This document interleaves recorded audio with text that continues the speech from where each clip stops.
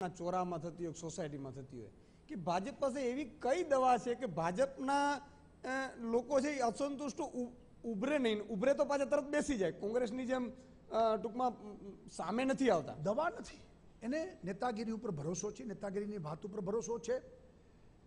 Number 2, અમારે ત્યાં મોટા ભાગના લોકો, તમને નવાઈ લાગશે, જે દેખાય છે ને મંત્રીઓ ને ધારાસભ્યો ને સંસદ સભ્યો, એ તો 200, 500, 1000 લાખો કાર્યકર્તા એવા છે કે જિંદગીમાં કશું મળ્યું નથી અને પેઢી દર પેઢી એક સ્વપ્ન સાથે કામ કરે છે કે આ ભારત માતા એ પરમ વૈભવનું શિખર પ્રાપ્ત કરે. ભારત માતા કી જય, વંદે માતરમ માટે જીવન પર્યંત માણસ એક લક્ષ્ય સાથે વિથ મિશન વ્રતી કાર્યકર્તા, અમે શબ્દ વાપરી છીએ કે વ્રત લઈને બેઠો છે કે જીવનભર અમારે કામ કરવું છે. એવા અસંખ્ય કાર્યકર્તાઓ આ પાર્ટીમાં છે જેને કશું નથી મળ્યું, પંચાયતની સીટ પણ નથી આપી અમે, અને છતાં પાર્ટીમાં છે. આ કોંગ્રેસ અને ભાજપ વચ્ચે ફેર છે. છેલ્લો પ્રશ્ન, આજે આમ તો મેનિફેસ્ટો તો આજે ભાજપનો આવશે, પણ જે રીતે અત્યારની જે સ્થિતિ છે, તમને લાગે છે કે ગ્રામીણ અને શહેરી બંને વર્ગ ભાજપ સાથે છે? 100%. આ છેલ્લી જસદણની ચૂંટણી ટોટલ ગ્રામીણ, ભૂતકાળના કોંગ્રેસનો ગઢ, અને એ 20,000 મતથી અમે જીતા છે. 100% બધો વર્ગ, બધા લોકો, બધા સમાજ, બધો વિસ્તાર, ગ્રામીણ હોય કે શહેરી હોય, બધા ભારતીય જનતા પાર્ટી સાથે છે. અને ભારતીય જનતા પાર્ટી 26 બેઠક ભારે બહુમતી સાથે જીતશે.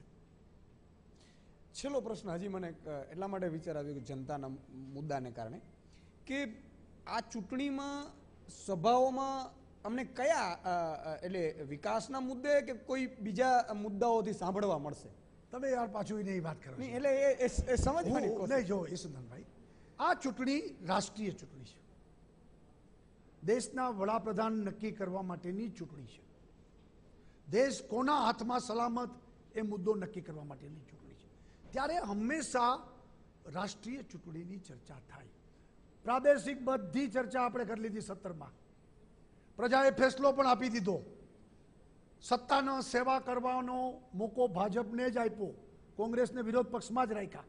ઠીક છે, થોડીક સીટ વધારે આપી, અમારી થોડીક સીટ ઘટી, પણ ચુકાદો ક્લિયર આપ્યો, સ્પષ્ટ બહુમતી સાથે આપ્યો કે ભાઈ સત્તા ભાજપ ચલાવશે 22 વર્ષ પછી પણ, અને કોંગ્રેસ વિરોધ પક્ષમાં જ રહેશે.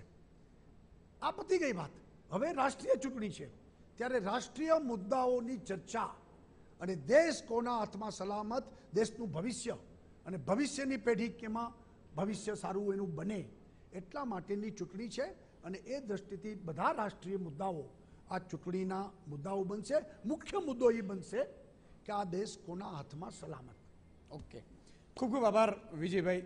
તો